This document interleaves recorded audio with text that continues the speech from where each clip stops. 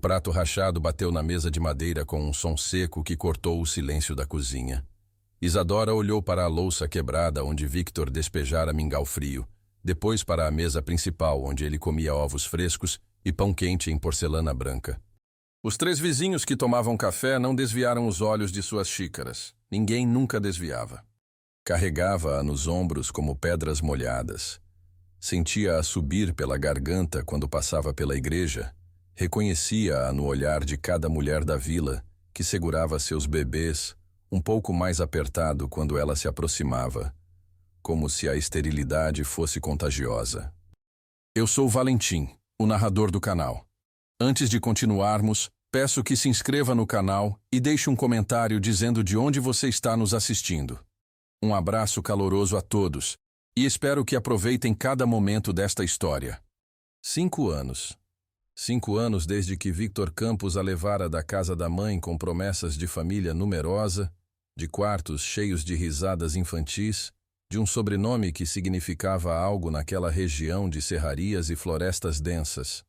5 anos de médicos que a examinavam com instrumentos frios de metal, apertando, cutucando, balançando a cabeça com expressões que diziam tudo sem pronunciar palavra alguma. 5 anos de chás amargos que Dona Augustina, a sogra, preparava com raízes que ferviam em panelas enormes, enchendo a casa com cheiro acre de desespero. O líquido escuro queimava a garganta, revirava o estômago, mas Isadora engolia cada gota porque recusar era admitir que não queria consertar o que estava quebrado nela. A neve isolava as propriedades por meses, transformando cada família numa ilha de julgamentos próprios, onde não havia escape. Nos primeiros anos, Victor ainda tentara ser paciente. Tocava seu ombro com algo que poderia ser gentileza, quando ela chorava no porão depois das visitas do médico. Mas a paciência tem prazo de validade quando toda a vila sussurra, quando o próprio pai morre desapontado porque não houve neto para carregar o sobrenome, quando até o padre pergunta em confissão se ela estaria rezando o suficiente. Primeiro foram os comentários na frente de estranhos. A seca, ele a chamava, rindo como se fosse piada. Depois vieram as humilhações calculadas. Enquanto ele e a mãe comiam em louça fina que fora do casamento, Isadora recebia comida em pratos rachados, alguns com pedaços faltando onde a porcelana quebrara. Quando recebia visitas, Victor a mandava dormir no porão. Não quero que vejam você, dizia, trancando a porta por fora. No escuro úmido, onde guardavam batatas e carne salgada, Isadora ouvia as risadas lá em cima, o tilintar de copos, conversas sobre negócios e famílias crescendo. Ela contava as batatas até o sono vir. 347, 348, 349. As tranças apertadas que prendia todo o amanhecer começaram a doer na raiz, mas ela nunca as soltava. Cabelo solto era para mulheres que tinham direito de relaxar, de respirar, de existir sem pedir desculpas. Seus olhos verdes, que a mãe Beatriz sempre dissera serem bonitos, aprenderam a se fixar no chão. Olhar para cima era encontrar julgamento.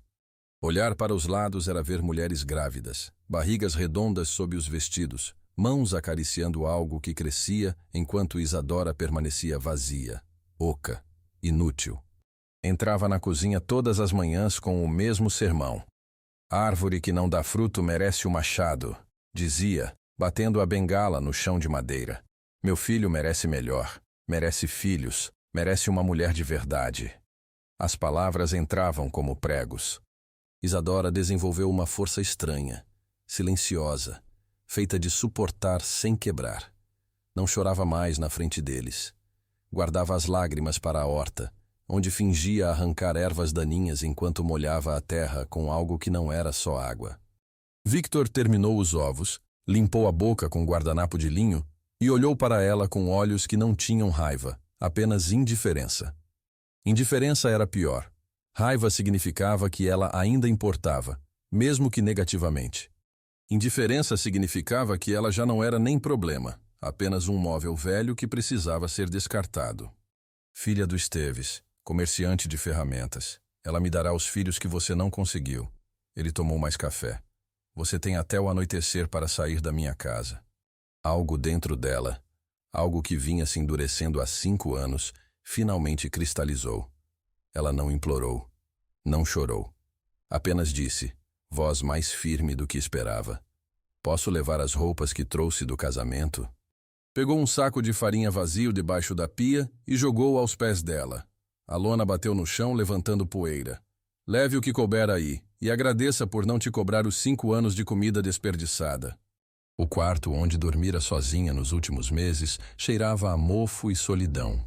Abriu o baú de cedro que trouxera da casa da mãe. Dentro havia 6 vestidos, xales de lã, meias de inverno, a Bíblia com capa de couro que pertencera à mãe Beatriz. Isadora escolheu um vestido de lã cinza, um xale azul que Beatriz tecera e a Bíblia.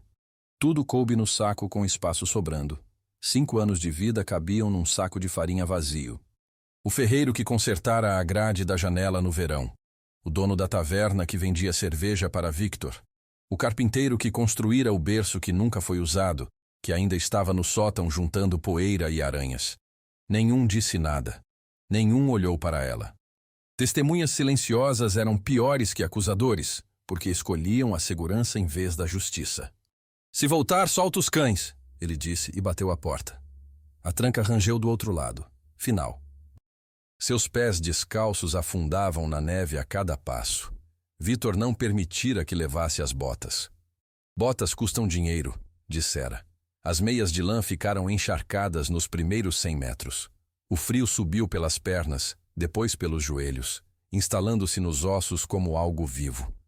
A floresta engoliu o caminho depois de 1 hora.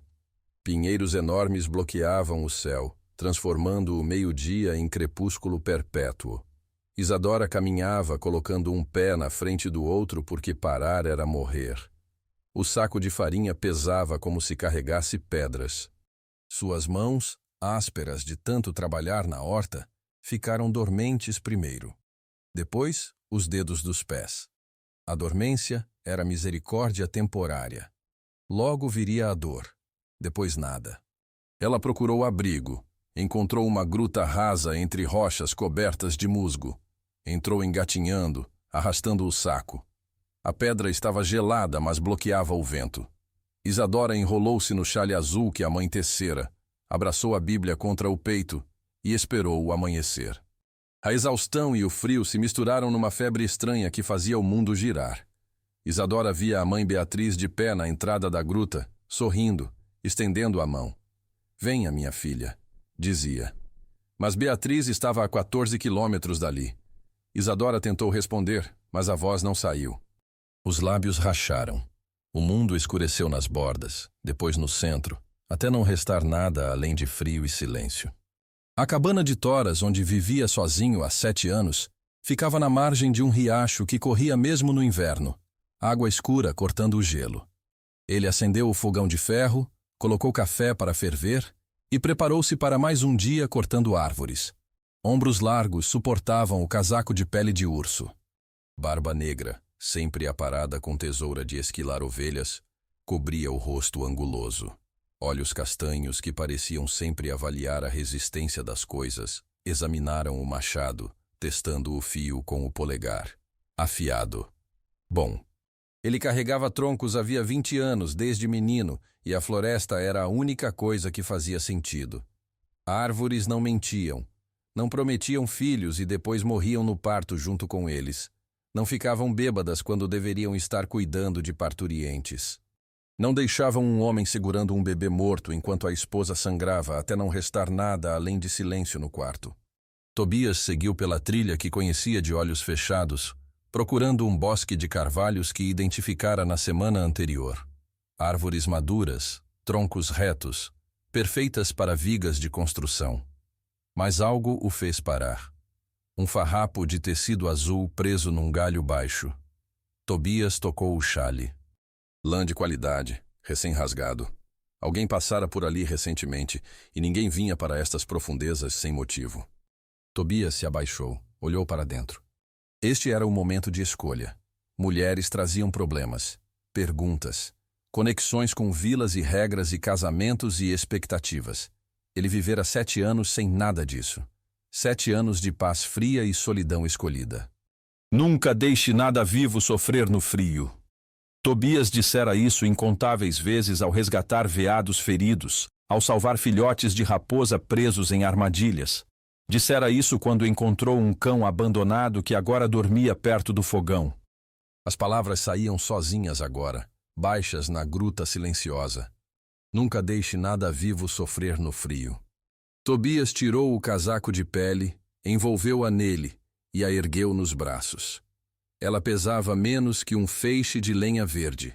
Os ossos eram proeminentes sob o vestido fino, como se o corpo estivesse se consumindo.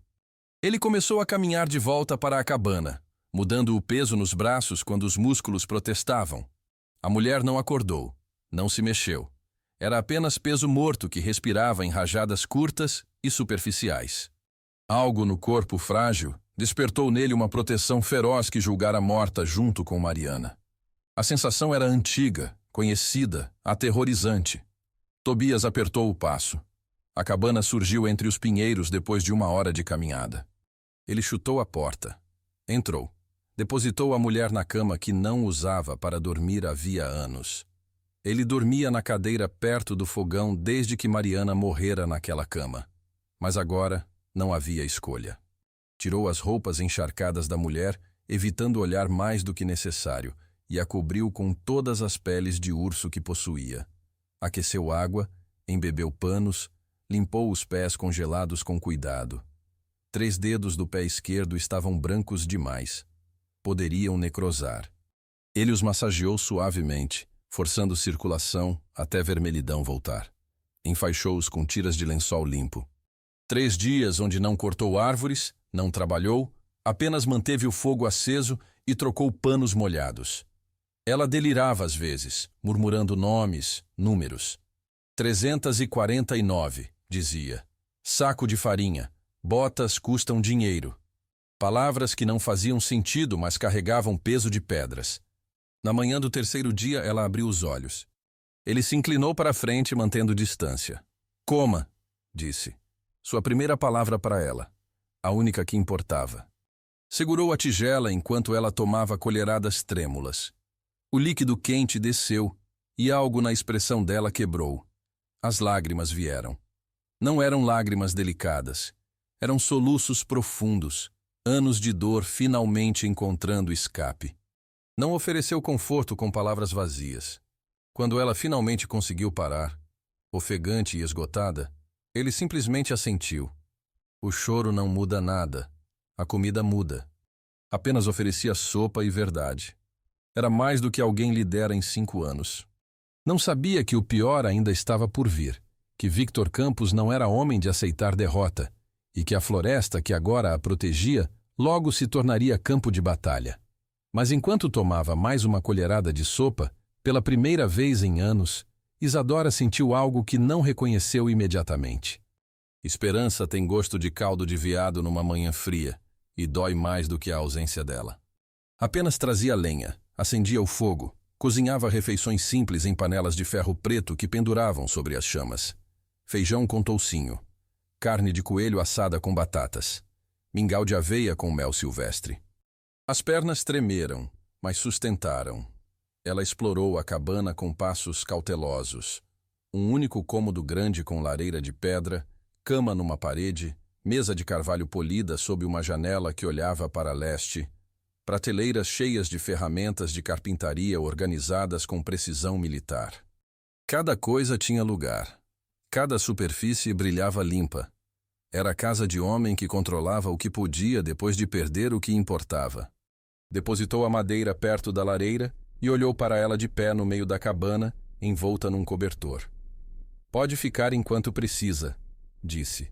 Não era convite caloroso, era declaração de fato. Isadora assentiu, garganta apertada demais para palavras. Varria o chão de tábuas largas enquanto ele trabalhava fora. Lavava pratos na bacia de água que ele aquecia no fogão. Dobrava as poucas roupas dele com cantos perfeitos. Tobias observava em silêncio, mas algo na postura rígida relaxava um pouco quando voltava para casa arrumada. Uma tarde ele trouxe agulha e linha. Rasguei o casaco no espinheiro, disse, estendendo a peça de couro. Você costura? Na casa de Victor, ela costurava rasgos em roupas de trabalho com pontos largos e rápidos, porque ninguém se importava com qualidade. Mas este homem salvara sua vida. Ela trabalhou por 2 horas, fazendo pontos minúsculos usando tendões de animais que Tobias mantinha enrolados numa caixa de madeira.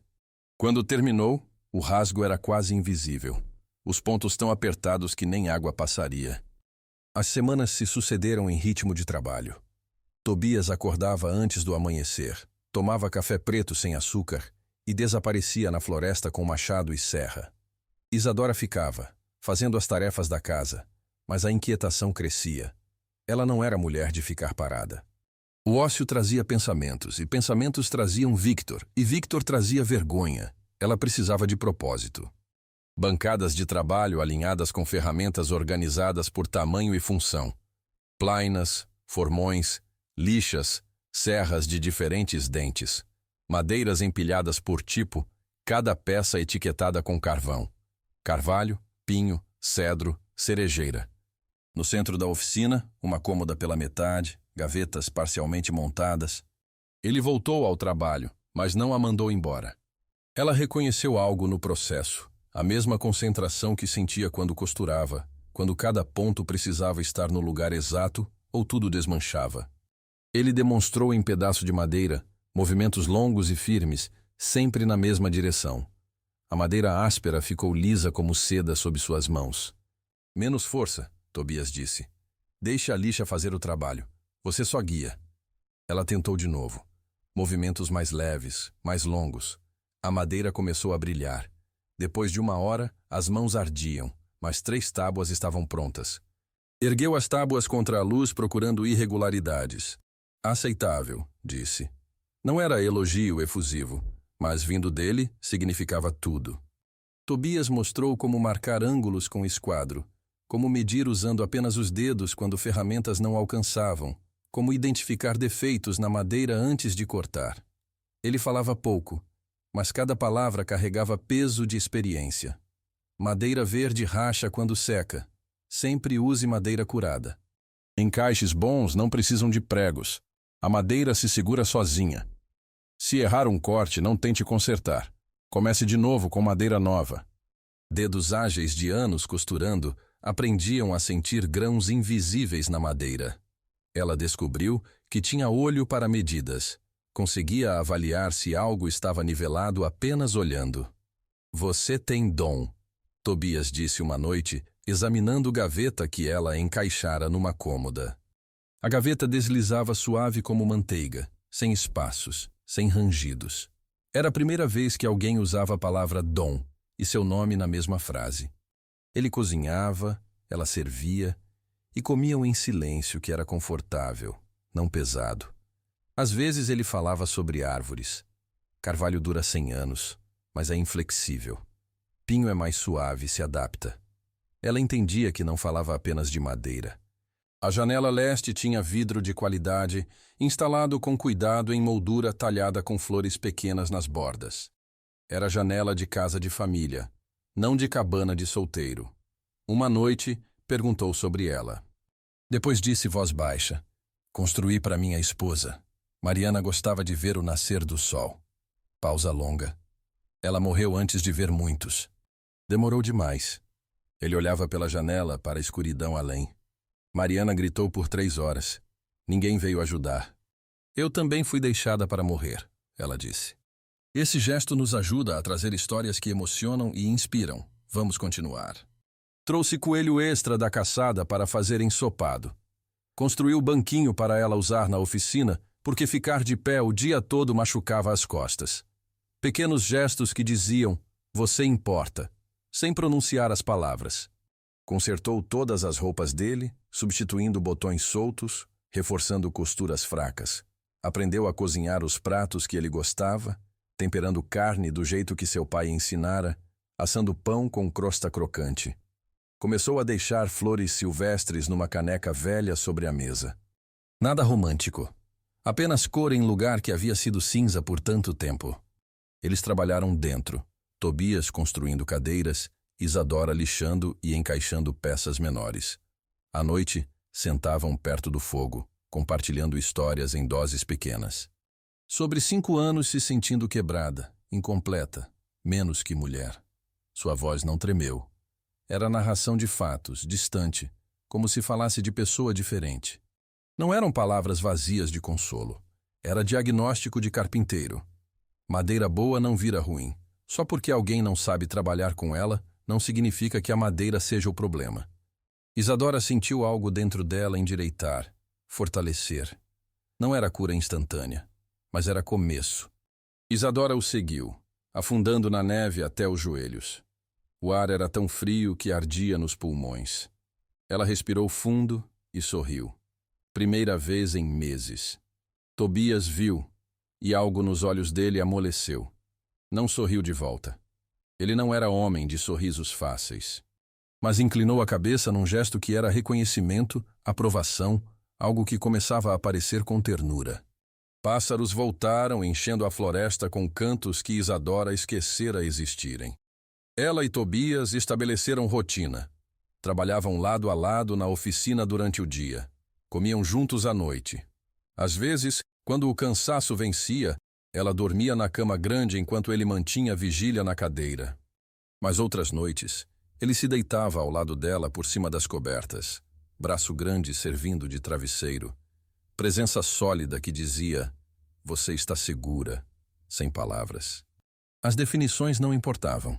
O que importava era o cheiro de serragem misturado com fumaça de pinheiro da lareira, aroma que começou a significar lar. Augusto era homem largo de braços como troncos, amigo silencioso de Tobias há anos.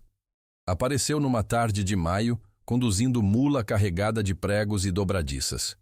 Os 2 homens conversaram do lado de fora, enquanto Isadora preparava café. Quando entraram, a expressão de Tobias estava fechada, perigosa. Ele está dizendo que você ficou louca, que precisa ser internada para o próprio bem. Instituições eram lugares onde mulheres inconvenientes desapareciam, trancadas em quartos com barras nas janelas, alimentadas com remédios que transformavam pessoas em cascas vazias. Conhecia histórias. Toda mulher conhecia. Mas Augusto balançou a cabeça. Ele tem aliados. O juiz Otávio Braga lhe deve dinheiro. Victor pode conseguir ordem oficial. Pausa pesada. E há mais. Ele está de olho nestas terras. A madeira que você corta é melhor que qualquer outra na região. Victor quer comprar, mas você sempre recusou. Ele pode tentar forçar. Isadora e Tobias ficaram na cabana enquanto o sol descia. A janela leste, que mostrara tantos amanheceres bonitos, agora parecia vulnerável, exposta, caminho para olhos não desejados. Começar de novo onde ele não encontre? Não, ela disse, voz firme, sem hesitação. Não vou fugir novamente. Mas naquela noite, deitados lado a lado na cama grande, nenhum dos 2 dormiu. Isadora ouvia cada som da floresta com novo significado. O ranger de galhos no vento eram passos? O uivo distante era lobo ou homem? Tobias manteve a mão no cabo do machado a noite inteira, dedos relaxados, mas prontos. A paz deles estava terminando. Isadora sabia disso com certeza óssea. Victor não era homem de desistir, especialmente quando reputação estava em jogo. Ele viria. E quando viesse, não seria com gentileza ou justiça. Viria com poder e aliados e a certeza de homem que nunca fora negado. Mas o que Victor não sabia, o que ninguém exceto Tobias sabia, era que a mulher que ele expulsara no frio não existia mais. Ela morrera naquela gruta. A pessoa que sobreviveu era diferente, mais forte, mais afiada e absolutamente recusada a ser vítima novamente. E desta vez, Isadora não fugiria. Ensinou Isadora a usar o rifle que mantinha pendurado sobre a lareira, arma que pertencera ao pai. Ela aprendeu a carregar, mirar, disparar em alvos de madeira que ele pregou em árvores. As mãos que costuravam com delicadeza seguravam a arma com firmeza crescente. Mas foi Dona Carmela quem trouxe a revelação que mudaria tudo. Ela bateu na porta com urgência de quem carregava segredos pesados demais. Dona Carmela abriu bolsa de couro surrada e tirou o envelope amarelado. Victor o consultou em 1884, antes mesmo de casar com você. Contraída em casa de má reputação, tratamento sem sucesso. 5 anos acreditando que era quebrada, defeituosa, menos que mulher. E tudo era mentira. Não ela. Ele. Sempre ele. Eles virão em breve com ordem oficial. E por que... Ela hesitou. Porque vi você na vila mês passado, Isadora. Vi como segurava as costas, como enjoou com cheiro de carne na feira. Os olhos da parteira encontraram os dela. Você está grávida. 2 meses, talvez 3. E pela forma como carrega, aposto que são gêmeos. Mas agora, com as palavras ditas em voz alta, reconheceu a verdade que o corpo já sabia. Os olhos castanhos brilhavam com algo que poderia ser lágrimas, mas ele era homem que não chorava. Nossos filhos, ele disse, voz rouca. Não era pergunta sobre casamento ou propriedade. Era declaração de compromisso. Ele planeja fazer espetáculo público, prendê-la na frente de todos para que ninguém questione. Mas este documento... Ela tocou o envelope. É sua arma. Use bem. Evidência concreta de traição, de crueldade calculada, de anos roubados. Raiva cresceu, quente e limpa, queimando através de toda a vergonha que carregara. Então vamos agir. Deixou os cabelos presos, mas não em tranças apertadas que machucavam. Fez coque simples que mostrava o rosto sem esconder. Olhou-se no pedaço de espelho rachado que Tobias mantinha para barbear. Esta tinha olhos que encaravam diretamente. Ombros que não curvavam. Mãos calejadas de ofício, não de submissão. Esta mulher sobrevivera ao frio, aprendera carpintaria, carregava vida dentro dela. Esta mulher não fugiria. Eles seguiram para a vila em charrete que Tobias usava para transportar móveis. A praça central estava cheia como sempre nas manhãs de feira. Barracas vendiam frutas, vegetais, galinhas vivas, tecidos, ferramentas. O cheiro de pão assado misturava-se com o esterco de cavalos e suor de multidão. Pessoas circulavam, barganhando, rindo, vivendo vidas que Isadora observara de longe por 5 anos. Sussurros se espalharam como fogo em capim seco. É ela, a esposa do Campos. Pensávamos que estava morta. Está com o lenhador. 3 homens o acompanhavam, capangas contratados com rostos marcados por violência antiga. Atrás deles vinha o juiz Otávio Braga, homem gordo de corrente de ouro pendurada no colete, expressão de quem preferiria estar em qualquer outro lugar. Mais de 200 pessoas agora, atraídas pelo cheiro de confronto. Victor desmontou com movimentos exagerados, performáticos. Ele vira Isadora e parou. Algo na postura dela, ereta, firme, desafiadora, o fez hesitar por segundo imperceptível. Mas recuperou-se rápido, máscara de autoridade ferida voltando ao rosto. Precisamos te levar para tratamento adequado. Será levada para a instituição onde receberá cuidados. Ele gesticulou para os capangas. Venham, peguem-na gentilmente. Ela não sabe o que faz. Mas Isadora tocou o braço dele. Não, ela disse baixo. Não assim. Ela colocou a mão sobre ela deliberadamente, gesto que fez cada olho na praça seguir o movimento. Victor abriu a boca, fechou, abriu novamente. Você engravidou desse homem fora do casamento. Isso apenas prova que é imoral que... Ela apontou para 3 homens na multidão. O ferreiro, o dono da taverna, o carpinteiro que estivera na cozinha naquela manhã. Eles viram.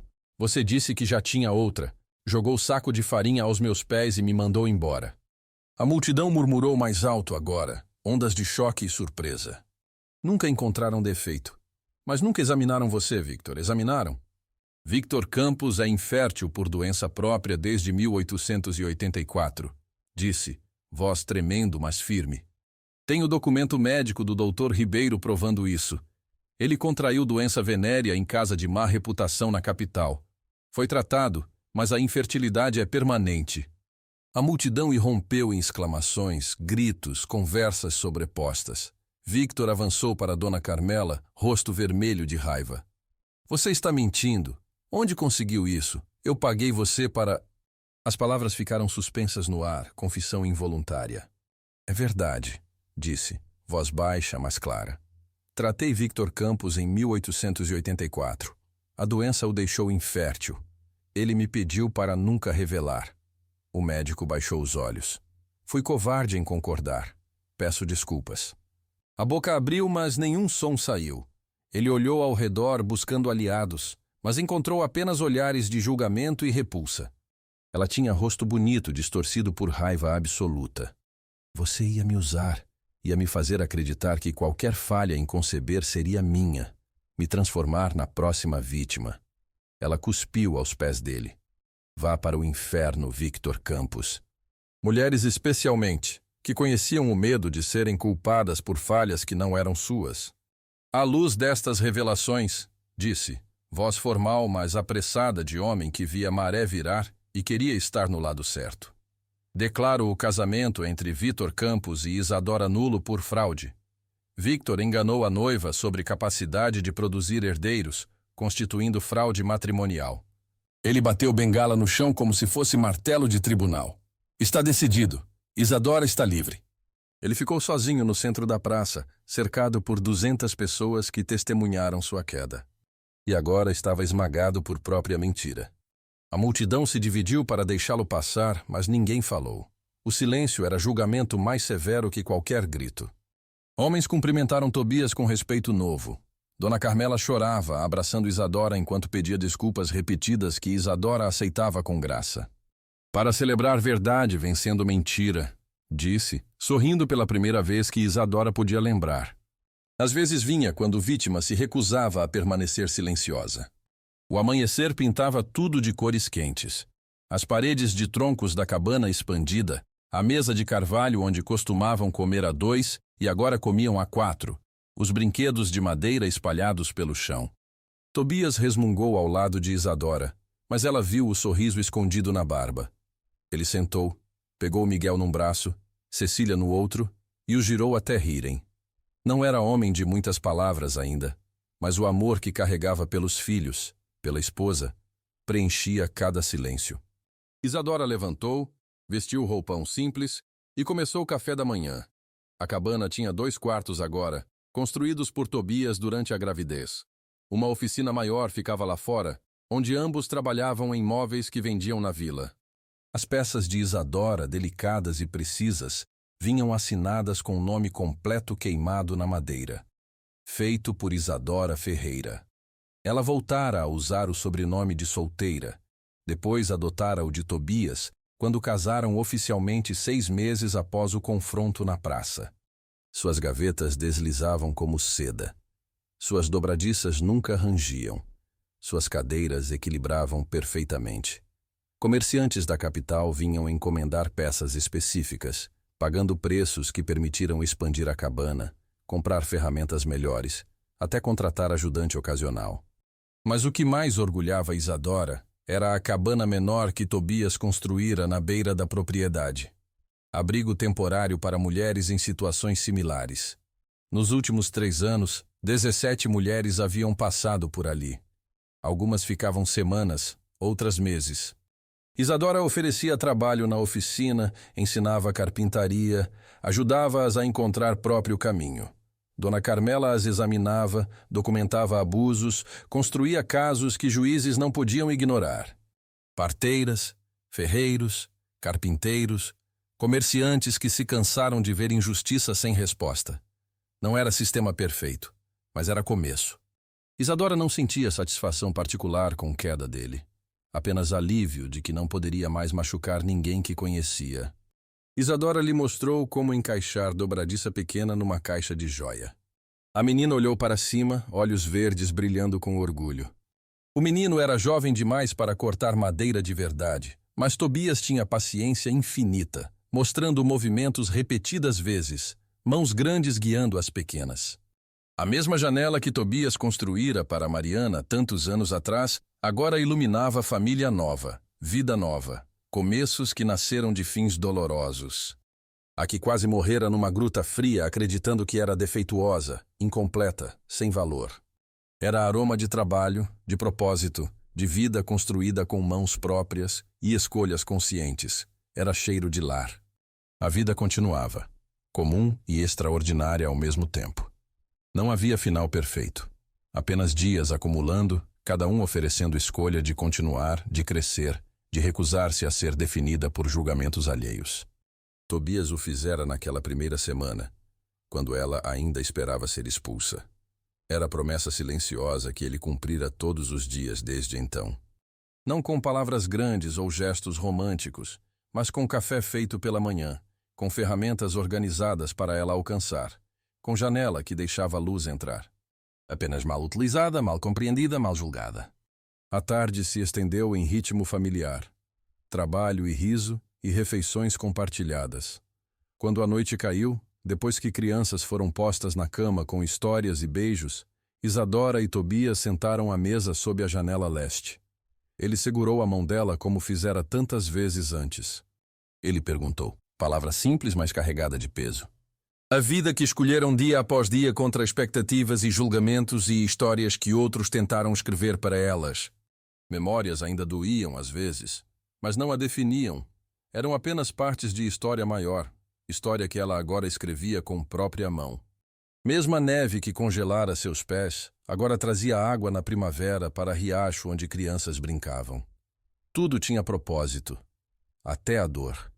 Às vezes, o caminho para a redenção passava por lugares escuros, mas a escuridão tornava a luz mais preciosa quando finalmente chegava. Brilhava nas mãos calejadas que construíam coisas belas. Brilhava, na verdade, que ela aprendera com custo alto, mas necessário. E julgamento alheio nunca. Nunca define quem você realmente é. Isadora provou que sempre existe a possibilidade de transformação quando encontramos pessoas que nos valorizam. Se chegou até aqui e ainda não se inscreveu, este é o momento perfeito. Comente o que mais te marcou na história de Isadora. Obrigado por estar aqui.